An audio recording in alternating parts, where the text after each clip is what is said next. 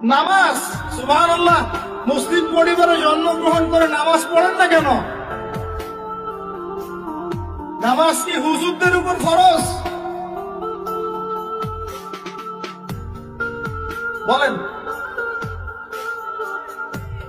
আপনার বয়স কি 10 বছরের নিচে? তাহলে আপনি নামাজ পড়েন না কেন? নামাজ পড়ো ভাইয়া, নামাজ পড়ো, নামাজ পড়ে দেখো দোস্ত।